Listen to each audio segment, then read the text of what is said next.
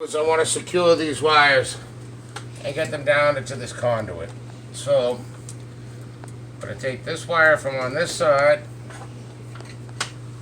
and I'm going to take the wire that I just ran, and I'm going to also bring it up here like so. So I get a nice place to secure it. And I can put two different cables under one staple, so that's what I'm going to do.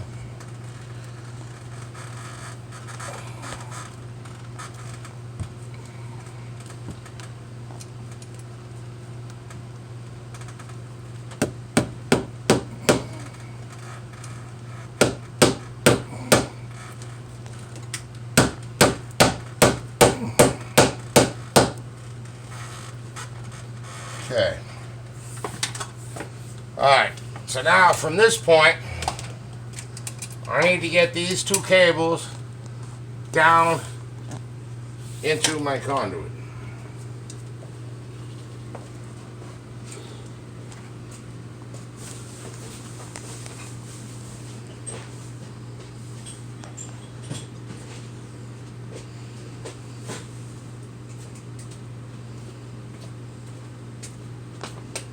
So at this point, I'm going to strip the sheaths off of these wires. And this is where my conduit begins. So I'm going to go just a little bit down into my conduit, something like about here. And that's where I'll strip them from. Because remember, I'm using that changeover connector. So I don't have to actually put these in a separate box and come out with conduit. I can actually change over right from the Romex.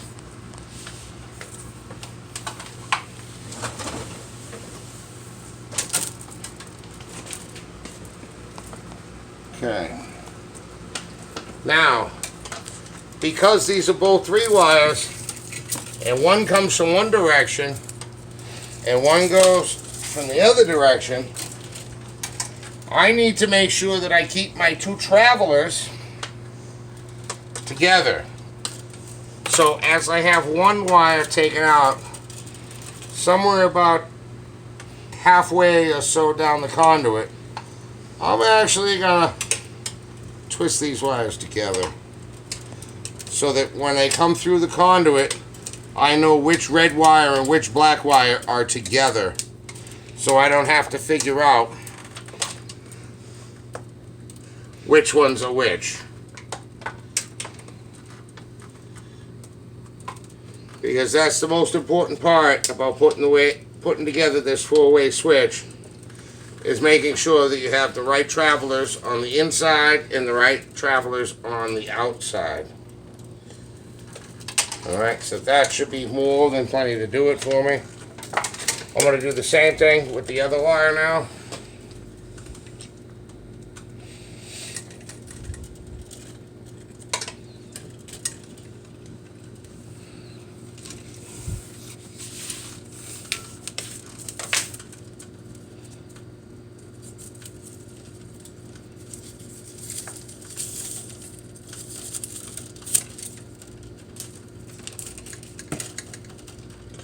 And I'm going to do the same thing.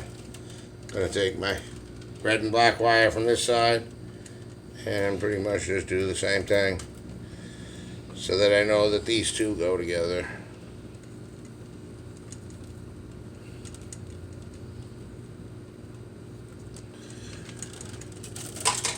Then I'm going to take all these wires here and I'm going to take off this connector.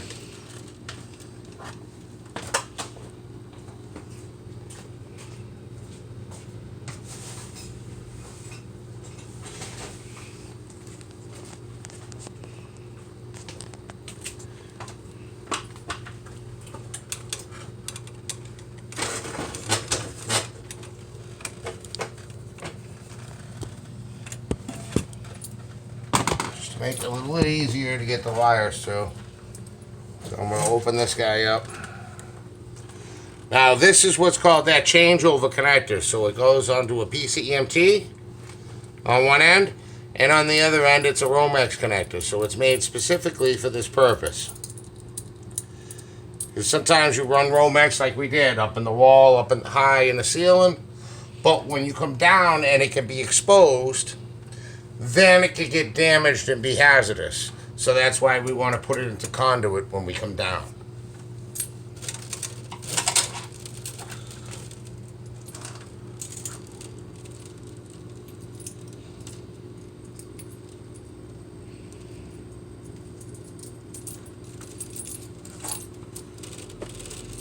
I find it easier to take the connector off and put the wires through the connector than to leave it on the conduit, because right now at this point I can just slide these wires up, slide this thing up out of the way, and then I can put the wires down into the conduit itself.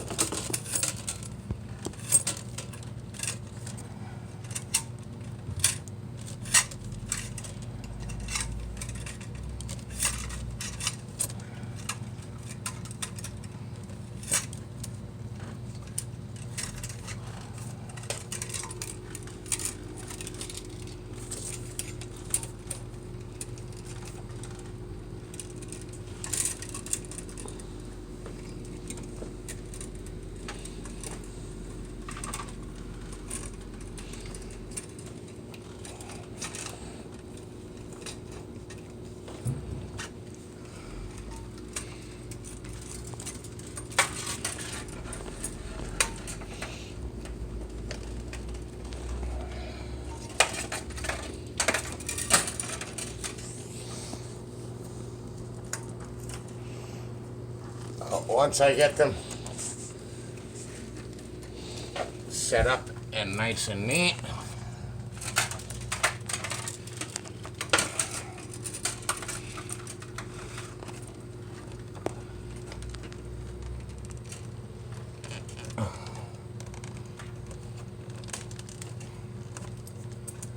I slide the connector down.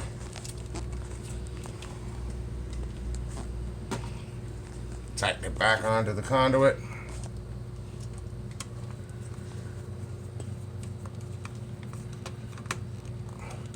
And then I'll tighten these clips that hold the wires in.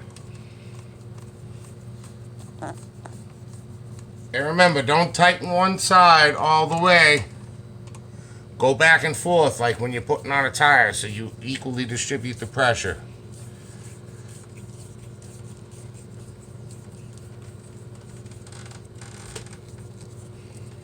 Now you want to make sure that they're snug, but you don't want to squish them. You don't want them to be over tight. So at this point, I just want to give it a test. It won't come out. Alright, so now as you guys see here down at the bottom, I left myself plenty of wire. How much wire am I supposed to have coming out of a box?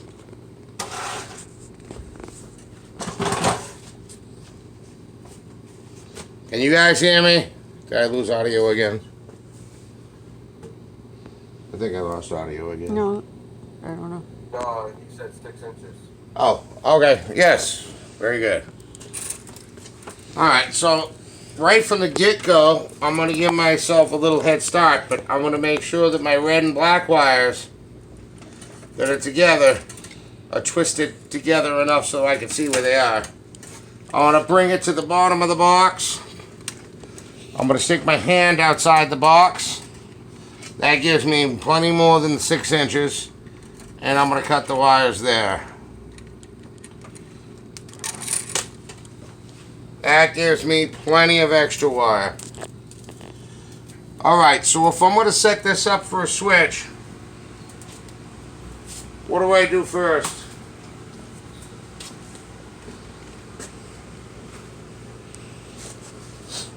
What do I do first?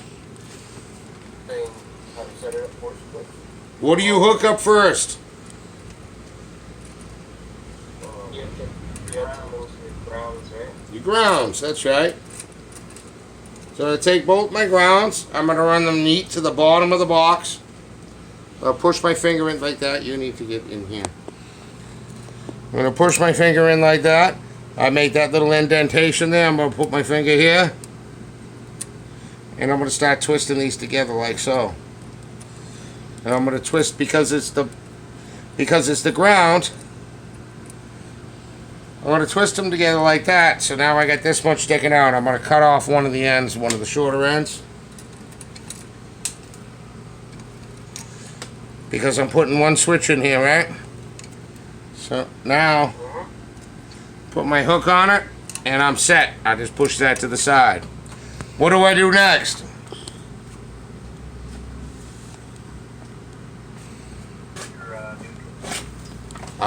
Okay, but here comes the trick. I do have 2 white wires here. But these, if you look at the 4-way switch diagram that I put out, these, even though they're white, are not neutrals. These are what's called switch legs. And this is actually going to be the constant hot coming from the beginning switch. So, I need to carry this through all the way to the point on my first 3-way switch on the other end. But these are not neutrals. So what I'm going to do is they need to be spliced together. So I'm going to do that.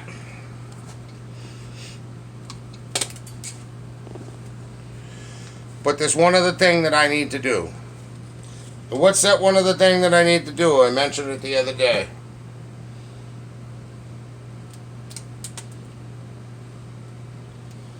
What's the thing I need to do with these white wires? Once you splice them, you can actually... You need to cap them, don't you? Yeah, with a wire. Yeah.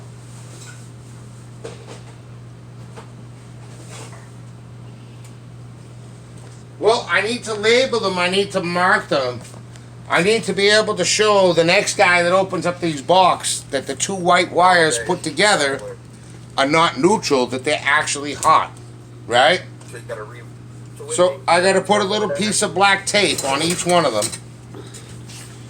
And that's an indicator that this is a switch leg and not a hot. So I take some black tape and I just stick it on each one of the 2 white wires here.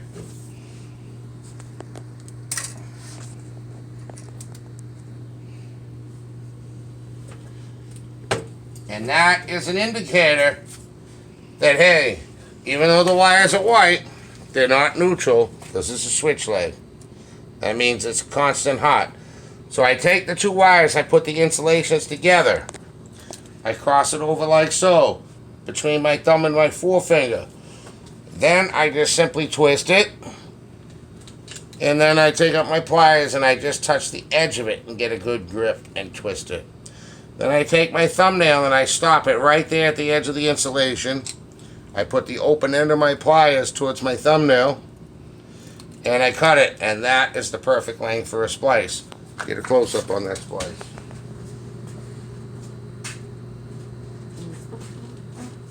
I can't see it. Hold on, I need your help. Oh, there it is.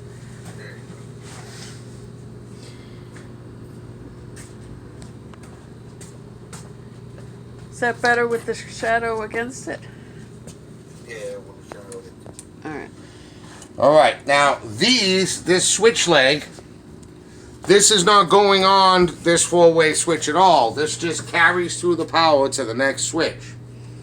So I just want to take this and tuck it and put it in the back of the box out of the way. Now remember, I have these 2 sets of red and blacks, and can you see now that I spiraled them together? Well, in a plastic box and in regular residential situations, you can see which wire or which cable each one comes from. But as you see, when you run it in conduit, you really can't tell. And that's why I twisted them together, because I know this is one set and this is the other set. And that's going to be important when I hook up my 4-way switch. Okay? So right now at this point,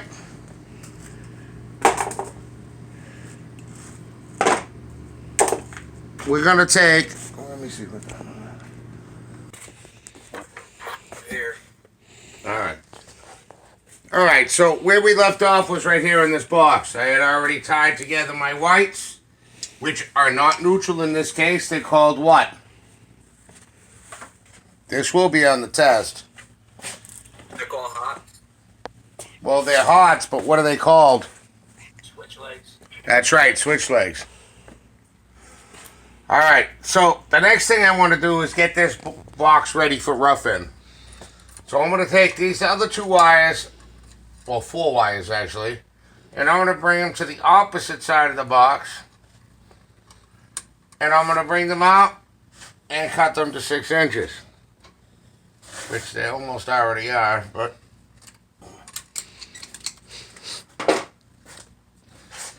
Alright, so this is what's called the roughing. So I'm going to fold those up and put those in the box for right now, along with this ground. And that's what's called the roughing stage. So if this was a plastic box or a box in the wall and they had to put up sheetrock and whatever, I'm going to leave it just like this until we get to the devicing stage. So the next thing to do is we're going to move into the next room and continue with the wiring in there. So, okay, so what is the normal height of a switch or an outlet in a room? From the ground to the wall, like from the ground to the middle of the room, right? Yeah. 3 feet, 4 feet. Well, it's 48 inches to the center. But that's not going to be all too important in this situation because this isn't a typical application. This is in a basement. So if I wanted to put, this is an as-built kind of situation. So basically I can put the outlets or the switches at any height that I want because this is not considered a livable space. This is an accessory space. So because of flooding or anything else that could happen, I really don't want to put my outlets too close to the floor.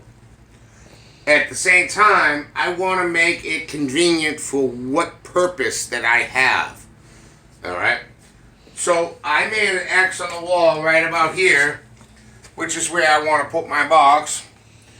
And I didn't even measure it. I just put it there because I put my couch back against the wall and that's where I want the light switch to be. So let's see what the actual height of that's going to be.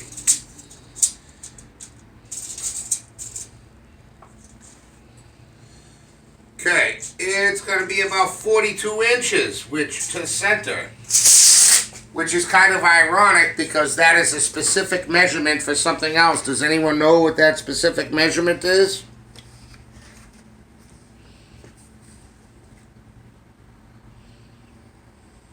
You said for a switch? For a switch, yeah, I'm going to put it at 42 inches. That is... What? That's 4 feet, yeah. No, 4 feet is 48 Oh. inches. 3 feet. 3 feet. Yeah. 42 inches is a specific measurement for the American Disabilities Act. Oh, for wheelchairs, right? That's right. So the people in wheelchairs, they get an extra 6 inches that they don't have to reach up. It's so when you are doing a handicapped accessible place, that's when the switch height changes from 48 inches to 42 inches. Which just happens by circumstance to be exactly where I put that X on the wall.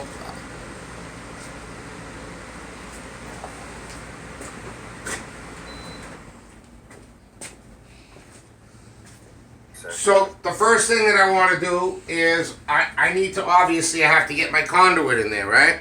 I want to run my conduit down the wall and I want to be able to put my box in here, right? So if I want to put my box right about here where this X is,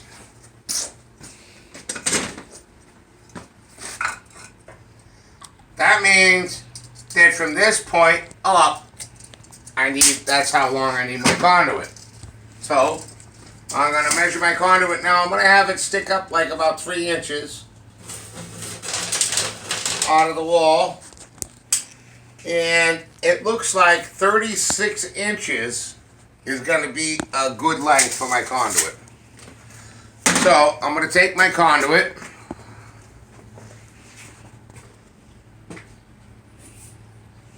And I'm going to cut me a piece 36 inches.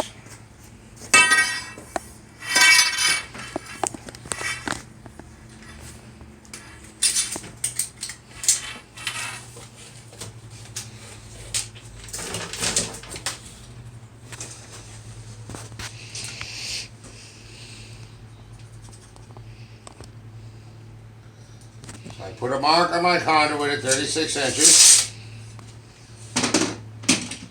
And I take my conduit cutter. And I'm going to line up my rollers right on that spot. Now, do you see how that's kind of in the back of this cutter? You want to make sure that the conduit is in the rollers. So you need to be right there. Alright, once you get that set, you're going to make a score on it. And because this pipe is going to be difficult, I'm going to use a pair of channel locks to hold the pipe while I score it. You go around about 3 or 4 times with this kind of cutter.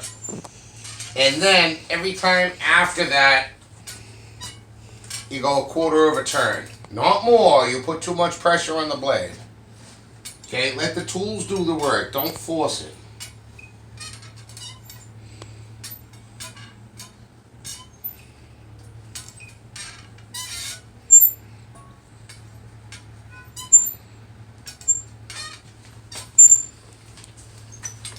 Okay, then we'll take it off, and you see I have a nice score on here that's not cut through, right? It's just scored. Okay, at that point, I can stick my piece of conduit into my pipe bender, and I bring that line right up to about where the top is. You see that? Here's my line. Here's the top. I'm gonna put my bender down here, and I just bend and snap, and that's it. Now look at the nice clean edges. I don't even have to ream this, because I do this all day, because when you use that cutter properly, it doesn't leave a jagged edge. As you can see, I'm rubbing my finger in here, and I am not cut.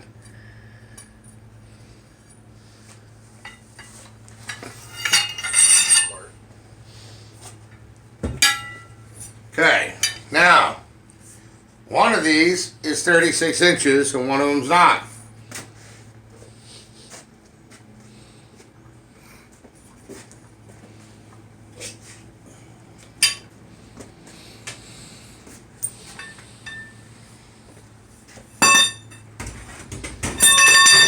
So what's the next thing I need to do to my piece of conduit?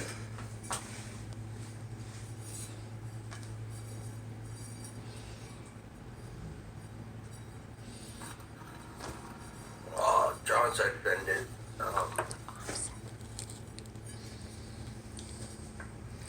Well, I need to put it into a box, right? Offset bend, offset. There you go. I need a box offset, right? So how do we properly do a box offset?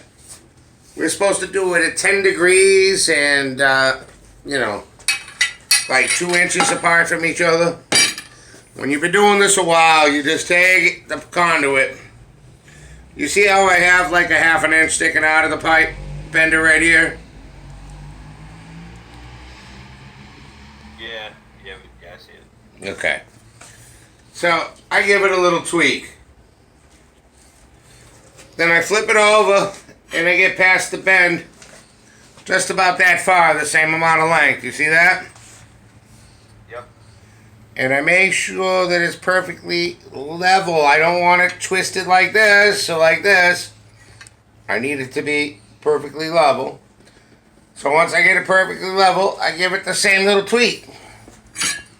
Okay. Now, I may or may not, because I did no measurements and I didn't do any degrees, I may or may not have to put that back into the bender. But we will find out when I take my box and I'm going to put a knockout hole in the box. Here's my knife, good boy. I'm going to knock out this hole in the middle that's made for this size conduit, which is, what size conduit am I using, guys?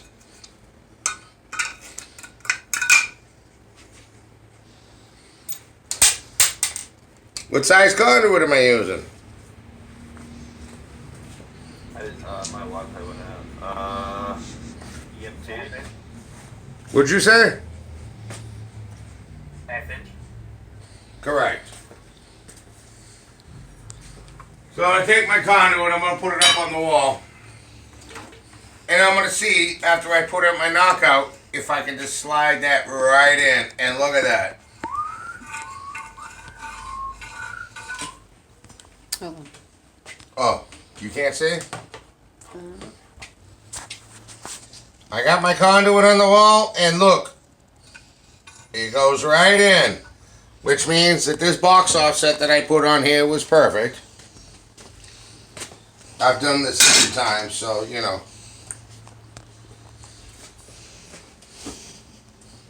What do I want to do now? What's my next step? Gotta mount your box. Make sure it's level. Mount my box. And you're right. When I mount my box, I need to make sure that it's level, correct? Yes. Alright, so I'm going to mount my box right about here where I said. I'm going to put my level on the side of my box. And then I have these holes in the back of the box. So that's where I'm going to put my anchors. So what I want to do is I'm going to take my Sharpie. I'm going to take my box. I'm going to put my box exactly where I want it.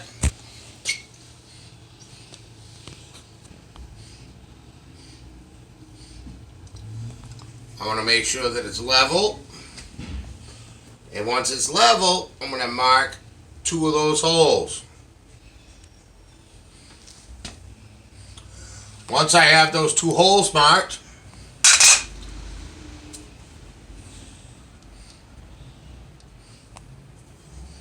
I'm going to get out my drill.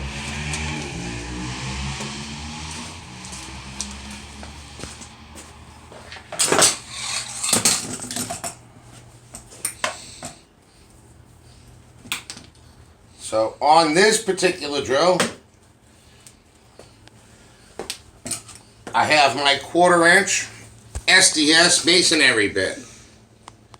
This is meant for going through concrete, cinder block, and the such.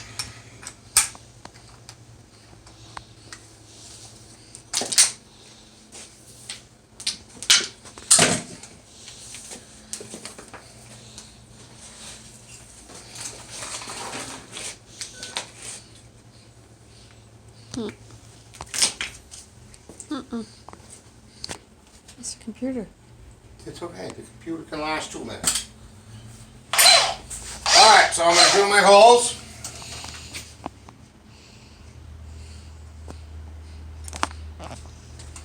Being very careful to stay right on my marks because those holes in the box are very small.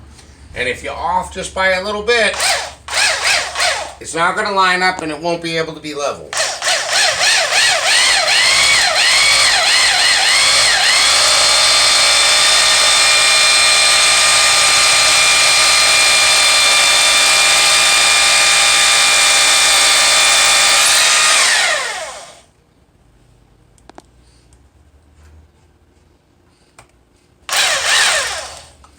You gotta be careful with the drill when you first start it, because sometimes it likes to do what's called riding, and it might spin itself and move it to another spot. So you gotta make sure that you stay on your marking.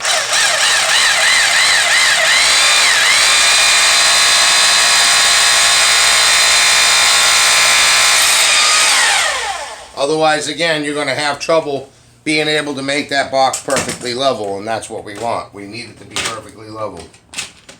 Then we take our conical anchor kit,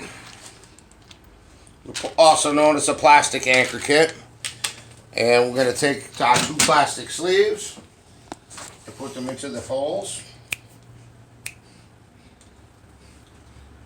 What are you? I'm not done with the drill. I tap them into the wall.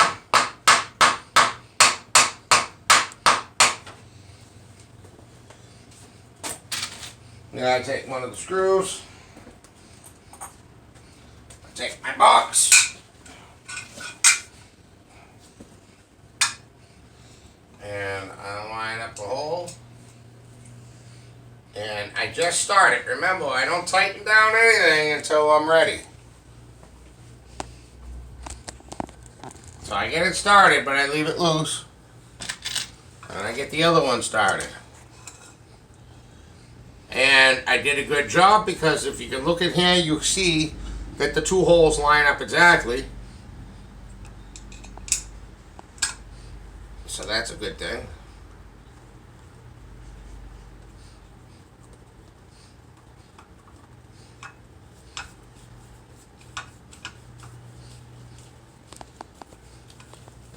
Alright, at this point, I can tighten down one of them all the way.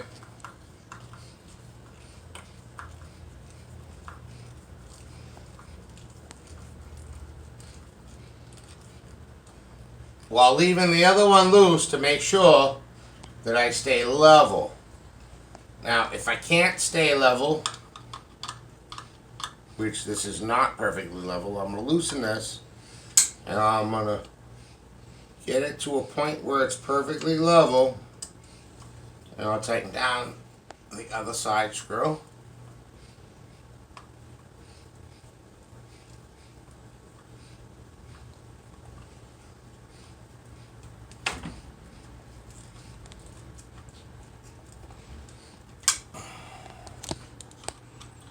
Then I'll tighten down the rest of the other screw. Now, this is perfectly level, and this box ain't going nowhere.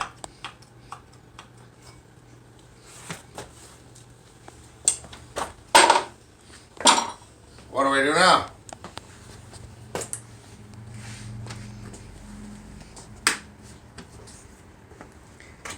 Anybody?